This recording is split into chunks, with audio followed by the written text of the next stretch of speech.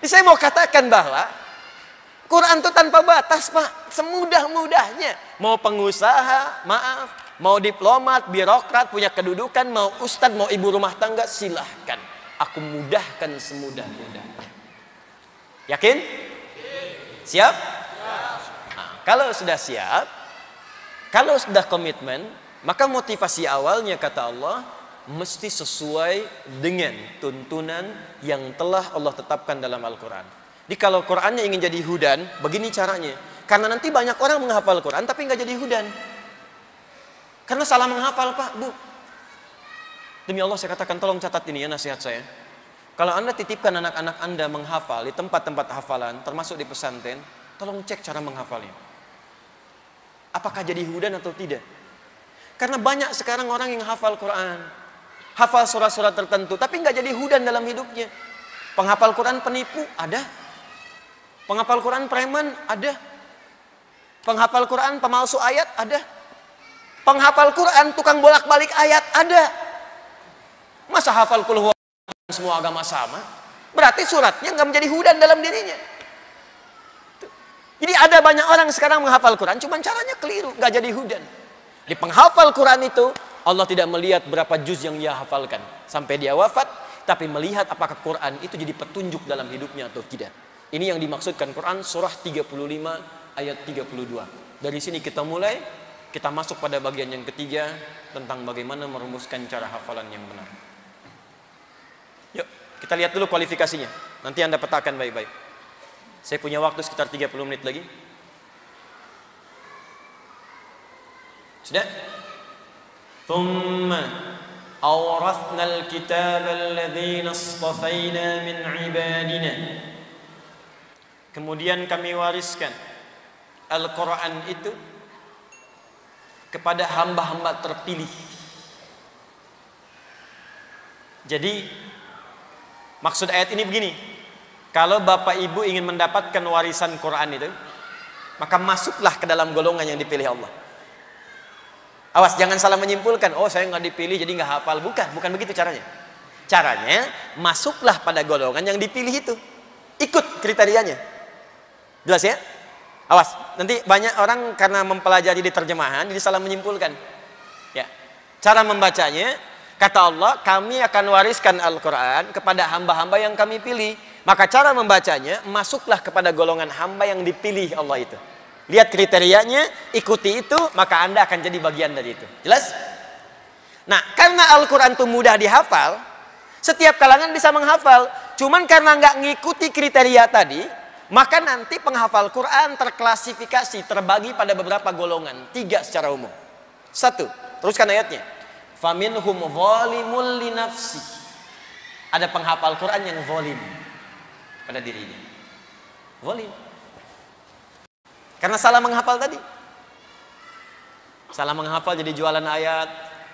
Salah menghafal jualan fatwa. Salah menghafal cari amplop. Salah menghafal jualan proposal. Banyak. Bisa keliru. Awas, hati-hati, zalim. Zalim itu sering saya katakan menggunakan sesuatu bukan pada tempatnya. Saya sering ilustrasikan, ada gelas, ada gayung.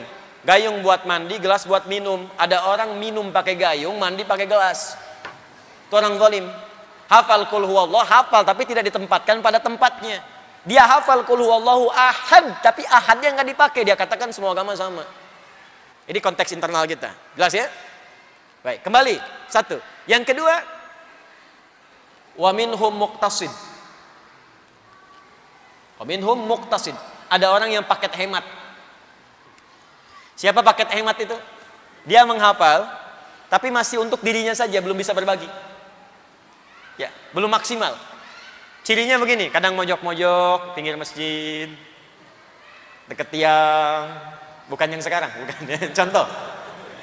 Terus ngulang murojaah, ngapalin, hafal dia. Cuman ketika diminta, akhi, silahkan jadi imam, yang lain saja. Ada yang begitu? Ditemukan. Ya, ada. Akhwat misalnya kan, buka, padahal hafal. Cuman belum bisa berbagi.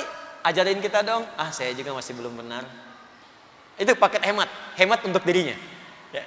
Nah, yang paling bagus, Yang paling bagus, kalau paket hemat ini nanti ada tafsir mengatakan saling menutup aja. Belum konsisten, kadang maksiat, kadang enggak, kadang maksiat, kadang enggak. Jangan dikira penghafal Quran ada yang enggak maksiat. Ada yang maksiat. Ada, Pak. Bahkan ada penghafal Quran yang LGBT. Bukan saat LGBT menghafal Quran, bukan. Saat menghafal, cara menghafal dia salah gaul, salah lihat, terjebaklah pada komunitas itu. Menghafalnya sebelum itu ada. Saya pernah ngisi pengajian dengan kawan saya. Adalah nggak perlu saya sebutkan. Membahas tentang topik LGBT. Itu begitu selesai pengajian, ada yang menghubungi, ternyata sub 1 sampai 3 LGBT semua. Bukan yang ini, Pak. Beda. Tapi ketika menghubungi pengen berubah, itu yang saya senang. Nggak apa-apa. Berubah, tobat. Jangan dengarkan orang liberal. Jauhi mereka. Anda memang fitrahnya homo. Enak aja. Tidak. Berubah. Kita rangkul. Maksud dirangkul gimana, Ustadz? Diajak balik. Ajak balik, berubah. Tobat. Kembalikan. Dan mereka punya hak untuk jadi manusia seutuhnya. Kembali. Yang paling hebat, ini ukurannya. Wa minhum sabiqum bil khairati biidznillah. Ahli Quran yang benar kata Allah, bukan yang dia bangga dengan hafalan 30 juznya, bukan yang bergelar hafidh, tapi ahli Quran yang benar adalah ahli Quran yang cepat hafalan Qurannya, membimbing dia pada kebaikan. Sabiq, pionir, cepat. Jadi begitu hafal surat ini ada perubahan. Di ciri utamanya Pak Bu, nanti lihat anak-anak kita ya, atau kita nanti akan menghafal. Kalau benar hafalan kita, maka seketika saat mulai menghafal akan merubah perilaku kita jadi baik. Karena Quran itu semuanya baik, maka kalau yang baik masuk ke lisan kita, yang kotor akan keluar. Itu sudah hukum. Kalau orang biasa baik, maka kotornya turun. Kalau orang biasa kotor, maaf, naiknya turun. Makanya kan mohon maaf, preman ketemu preman, gak ada assalamualaikum. Pemabuk ketemu pemabuk, assalamualaikum, salam. Di mana kita? Gak ada. Baik ketemu baik, kata-kata baik. Jelek ketemu jelek, kata-kata akan jelek. Jadi kalau Anda ingin jadi orang baik, sederhana, tinggalkan yang jelek jadi baik. Jadi baik. Itu yang dimaksud rumus iman di kitab Al-Bukhari itu, Kitabul Iman. Al-imanu yazidu wa yantaqis, yazidu bit ta'a wa yantaqis bil maksiyah. Nah, ahli Quran beda, karena yang dihafalkan, yang dibaca, yang ditelaah semuanya baik, maka ketika masuk ke dalam lisannya, masuk ke kolbunya, maka yang kotor-kotor akan keluar. Makanya kalau Anda nanti mulai menghafal Quran, kata-kata masih kotor, nah, ini mungkin fase pengeluaran. Semua sampai jadi baik. Ya, tangan akan baik, kaki baik. Beda Pak, lain. Wajahnya akan kelihatan enak dipandang. Nyaman. Ya, tenang bawaannya. Itu sudah mulai berbeda sekarang. Kalau dulu cepat marah, sekarang melihat Allah sudah menetapkan demikian. Alhamdulillah hujan. Tapi kan pakaian masih basah. Alhamdulillah lebih bersih lagi, insyaallah. Jadi semuanya lihat. Ya, jelas ya?